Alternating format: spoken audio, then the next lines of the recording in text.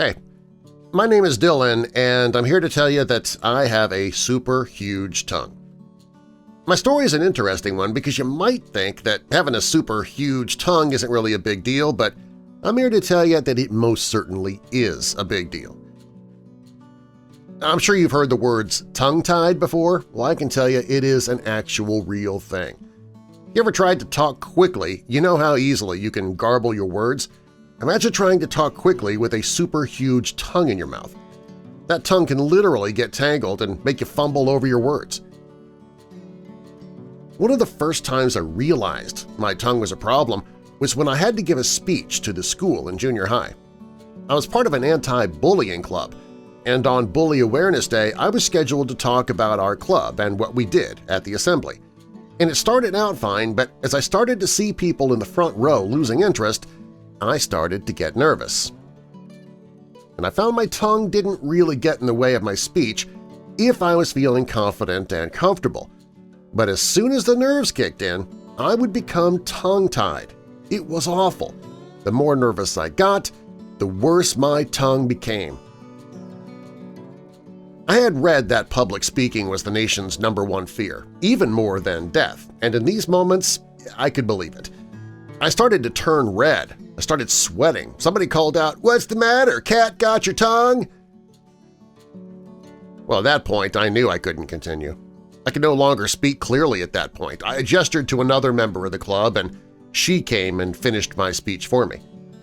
I sat off to the side feeling embarrassed and cursing my long tongue that until now hadn't really been a problem for me. Kind of ironic that my tongue got me bullied on Bully Awareness Day. Well, later that night I was trying to tell my parents what had happened during dinner, and even just remembering it seemed to impact me again. I got all tongue-tied up and I couldn't get the story out. My mom told me to just slow down, take deep breaths, and I did. And it helped a little, but I couldn't help but wonder if this was the start of a big challenge for me. I wasn't sure why things were starting to get more complicated for me, but I was guessing that with my recent growth spurt, maybe my tongue was growing too? I mean, why else would it be getting harder for me to talk as I got older? 3 months later, our English class had to give oral book reports, and of course I was nervous for weeks leading up to report day. To my dismay, the same thing happened again, and I barely finished giving my report. Now people were starting to make fun of me. I thought it was ironic that the leader of the anti-bullying club was being bullied. Yeah. I talked to my parents about it, and I asked if we could maybe go see a doctor. And the doctor took a measurement of my tongue. He said that it was one of the longest he had seen and that it wasn't unusual for a tongue to grow along with the rest of the body during growth spurts. I said, "You mean it can grow more?" He said, "Yeah, it appears to be so." Well, I told him about the problems that it was causing me, how it was affecting my life in a negative way. I'd been a popular kid up until the tongue incidents. I had a lot of friends, no problems talking to girls or making speeches, but now things were changing. I could barely open my mouth without worrying I was going to fumble my words. I'd always known my tongue was longer than the average kid's, but I didn't think it'd ever be a big deal or cause me worries. Well, the doctor said other than surgery to shorten my tongue, there was really nothing anybody could do. So I went home feeling pretty depressed. My parents came in to talk to me, but they only made me feel worse when they said that they'd look into the surgery but prepare myself that it might just be too expensive. Well, the next day my parents made an appointment with a plastic surgeon, and we all went in to talk to him. He looked at my tongue and he immediately understood how it would cause problems. He said that he'd performed several tongue-shortening surgeries and that it really wasn't too invasive and really didn't carry a lot of risks or side effects. The one downside, though, was the cost. As my parents suspected, it was way out of our price range.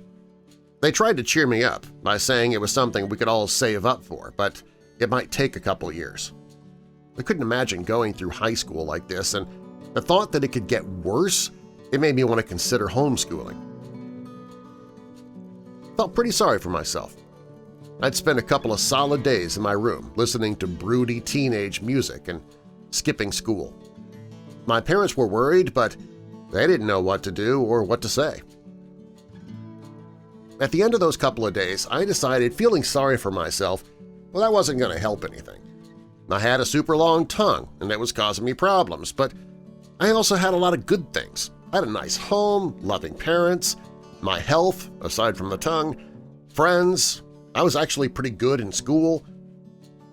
So I decided to focus on what I had instead of my one challenge.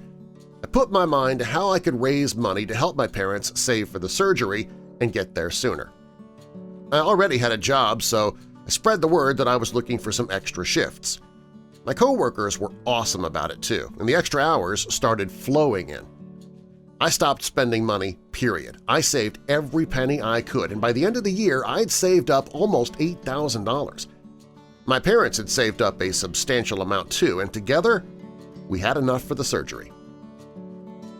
So we went back to the plastic surgeon, and he scheduled my surgery for the following month. I was beyond excited.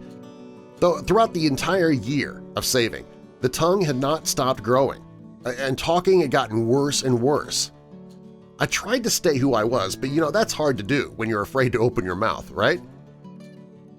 Well, as surgery day approached, I couldn't believe it. It was finally here. All that hard work throughout the year, it had paid off, and I was so grateful for my parents, too. I know they had other things they could easily have spent that money on, but instead they made me their priority. They'd been saving up for a trip to Europe before meeting with that surgeon that first day. I knew that money had been pooled into my surgery fund. They never even mentioned it or ever said a single word about it. The surgery went well. I couldn't talk for a week while the swelling went down, but I was used to not talking, so that wasn't really a problem. I had a whiteboard that my mom had bought me to write on, and when my friends and family came to visit me, I just used the whiteboard to communicate. A week later, I went in to see the surgeon so he could check up on me, and he said that the swelling had gone down enough that it was time for me to try and talk. He asked if it was okay if a couple of his students came to observe, because it was a teaching hospital, and that they had assisted with the surgery. So, with a room full of people watching, I opened my mouth to talk for the first time since the surgery. I already felt different. My mouth felt so much more roomy. But when I spoke, that's when I knew things were really different. I couldn't believe it. I could talk as slow or as fast as I liked, and I had no difficulties. My tongue and mouth were sore, of course, but I couldn't stop talking. I didn't care about the pain. I was looking forward to going back to school, going back to the speech club again, and just feeling like a normal kid. A week after being back in school, it was time for another oral book report.